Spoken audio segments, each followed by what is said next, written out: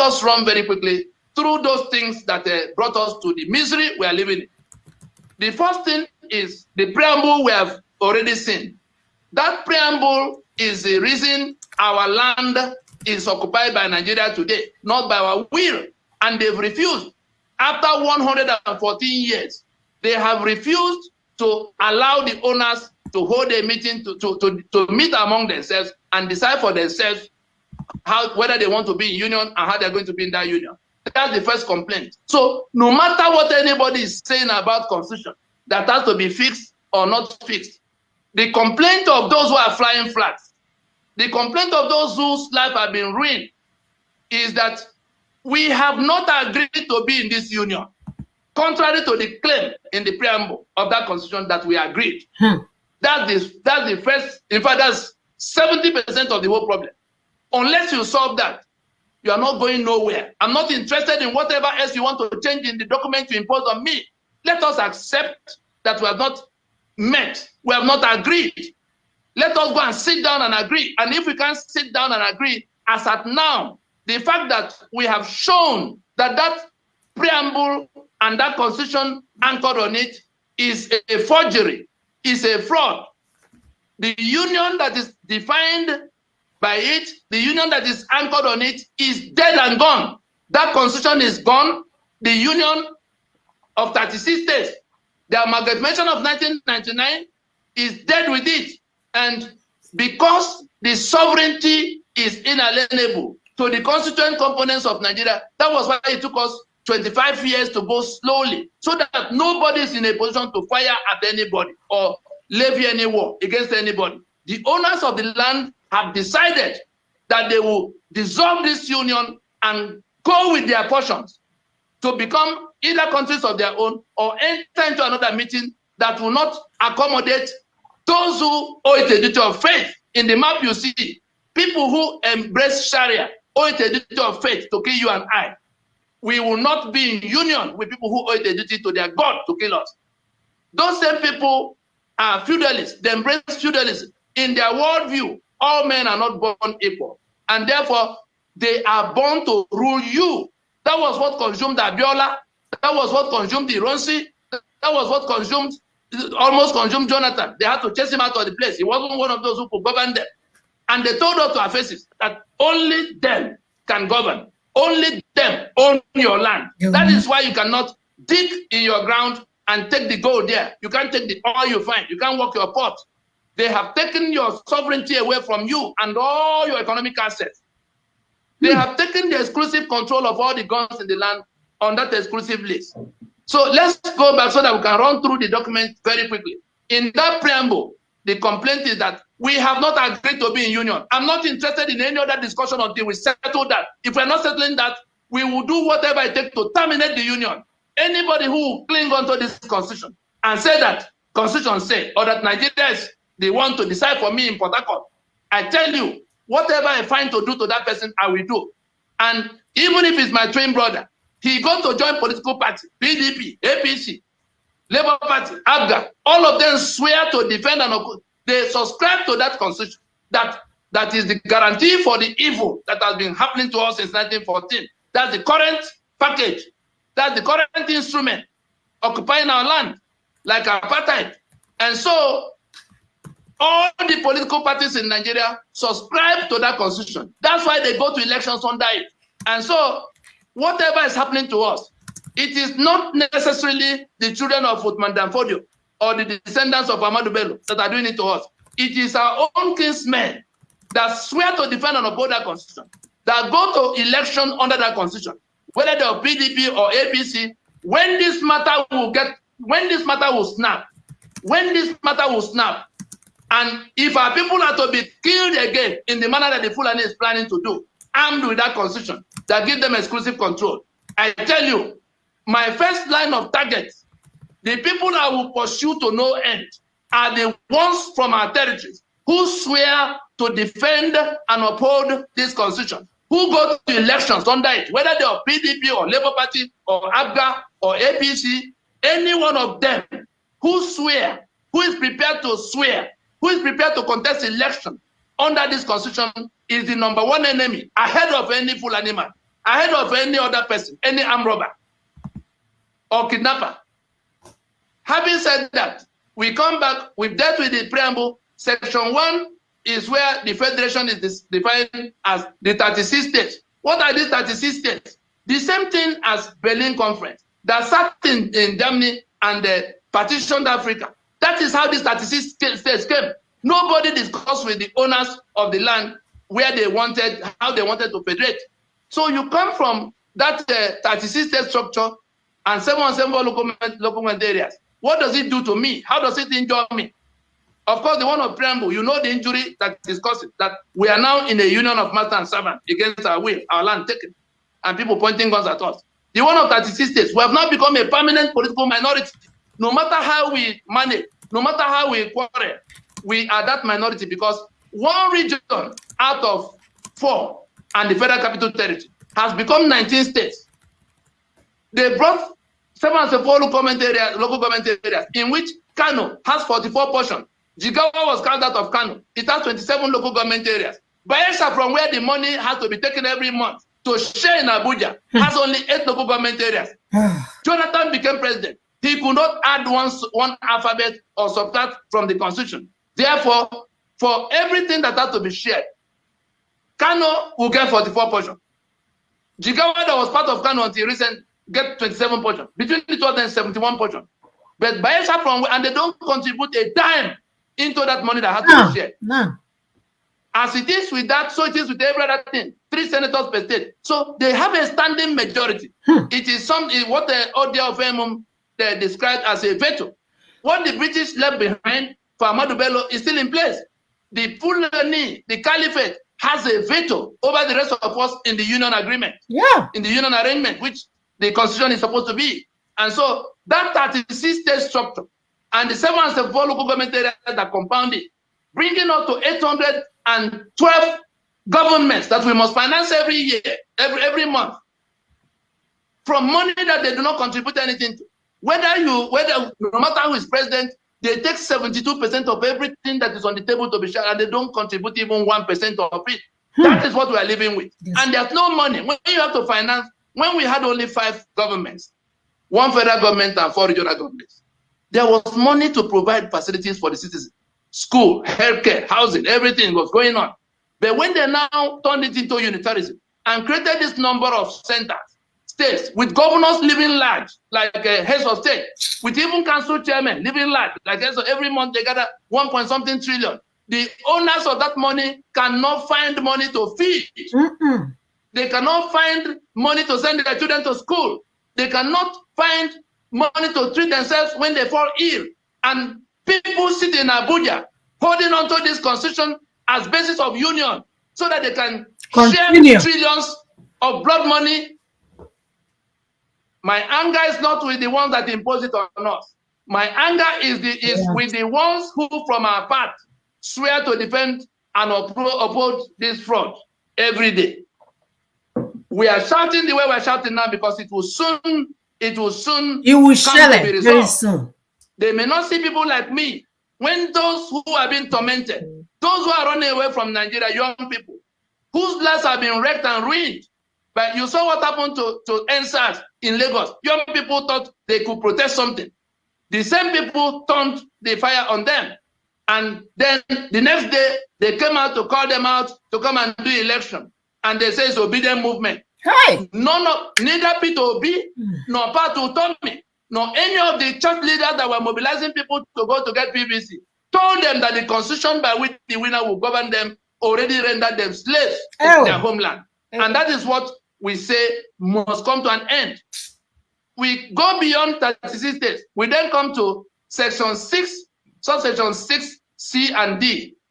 Section 6, subsection, the impunity you see in Nigeria has a constitutional foundation. When you see impunity, it is because of immunity that we have in place. Section 6, subsection 6D, that says that everything that was done in the name of government from the 15th of January in 1966 to the 29th of May in 1999, 33 years, the jurisdiction of the court was removed from inquiring into them. That means all of those who shared Nigeria among themselves, the genocide generals of the class of 66 that shaped Nigeria as oil block, port concession among themselves.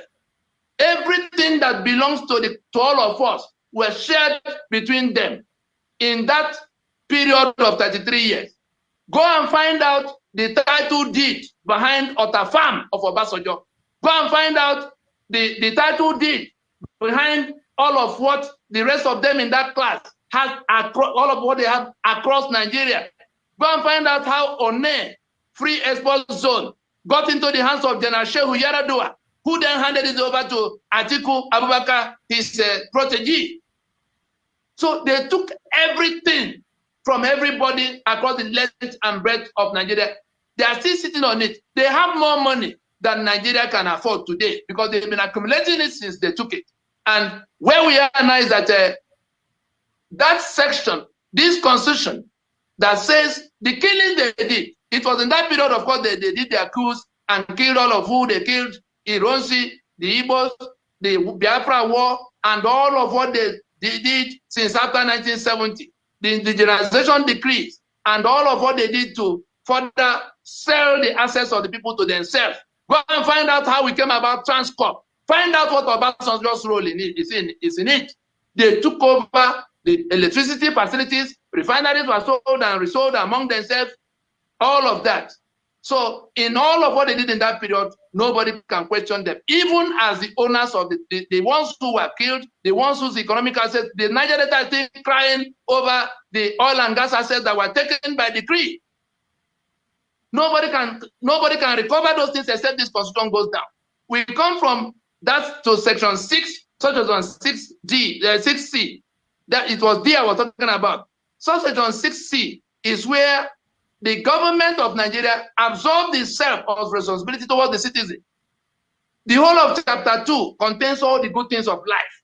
And so I'm explaining the specifics of what is tormenting the citizen in the villages where they are. The electricity they don't have, the infrastructure they don't have, everything that is happening to them, the security they don't have. And so, first to say, the government of Nigeria, under that section 6, subsection 6C, does not owe the citizens of Nigeria any kind of obligation for school, for hospital, for security, for welfare. All those lawyers that used to jump to TV to say, oh, government has not done well. They owe their first duty is your security and your welfare, and they'll be occupying the airways in black and white. Inside that constitution, the government does not owe you anything. If your governor or the government or the center does anything for you, that is why they use more money than they spent on you to advertise what they are doing. And you see people beating drums following them because they actually do not owe you any obligation. And when you go from that to the appropriation provisions, sections 1, section 82, 81 and 82 for the president, that give the president the spare key to the treasury. And then section 308, that gives him immunity. You come to the governors, section 121 and 122, give them the spare key to the treasury. Section 308, give them immunity. So they don't owe you any obligation under section 6, section 6C. They have the spare key to the treasury. The appropriation provisions, the way they are written, the president only needs to put figures he likes, and then he's in a position to take half of all the figures he put. That's why they use Ghana Must Go to do what they do, to put figures, so that in the year that follows, they can take all the money in the treasury without reference to anybody. And then you can't question them in all the time they're in office. That is that one. Let's not waste time on section 10 that says there shall be no religion, the government of the federation or that of a state shall not adopt any state religion. That is the shortest section in the constitution. But look at these 12 states.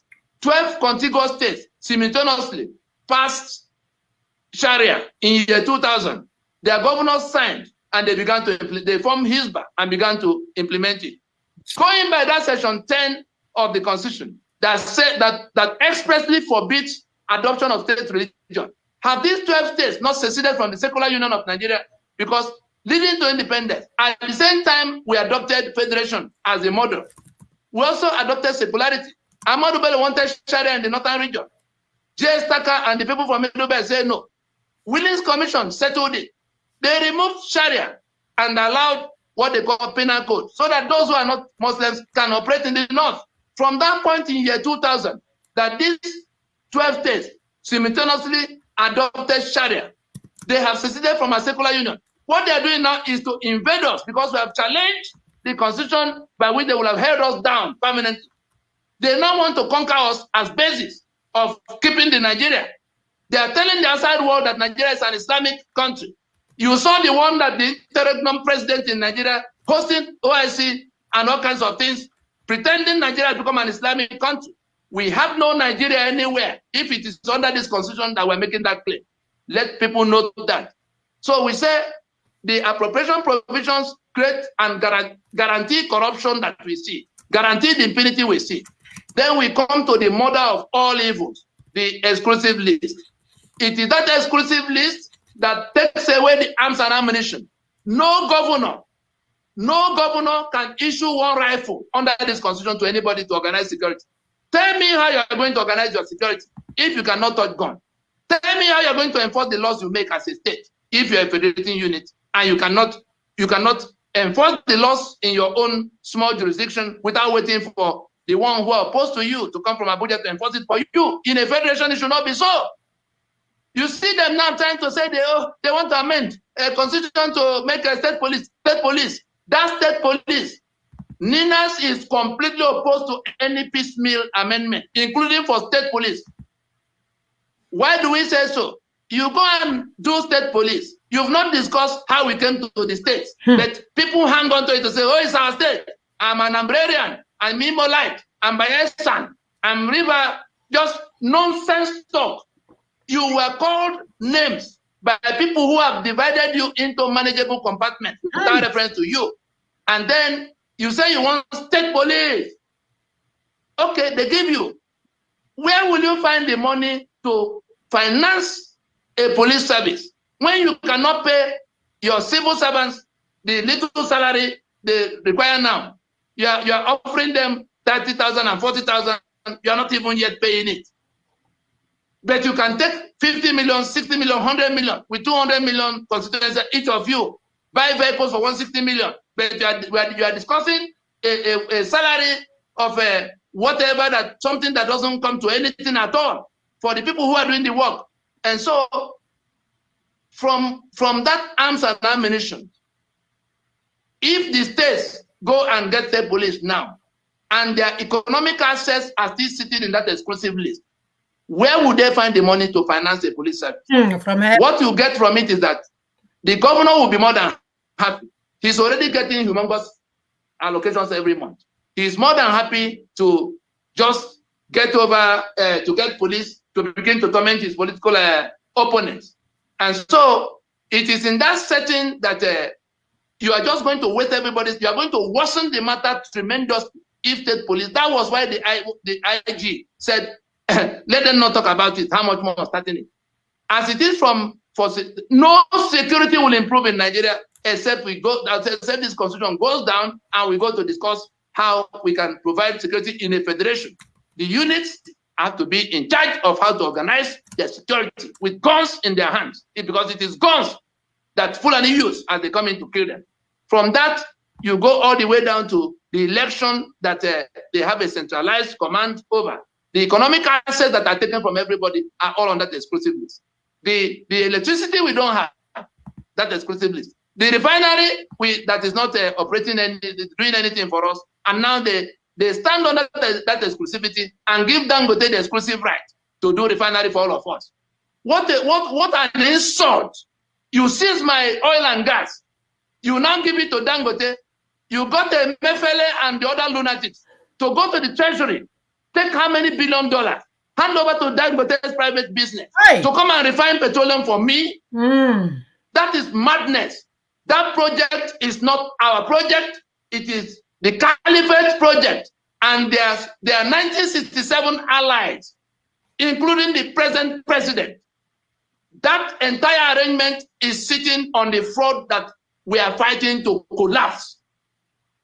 We will do whatever it takes to collapse that Nigeria that is sitting on this fraud, that is sitting on my sovereignty, that is pointing guns at me everywhere I turn, that makes life impossible for me, that makes electricity impossible for me, that makes it impossible for me to tar my road, even if I have the money, because it's called federal road, that makes it impossible for me to organize my ports, because it is now federal asset. All these things done by decree. So we have gone from the beginning of the Constitution to the end.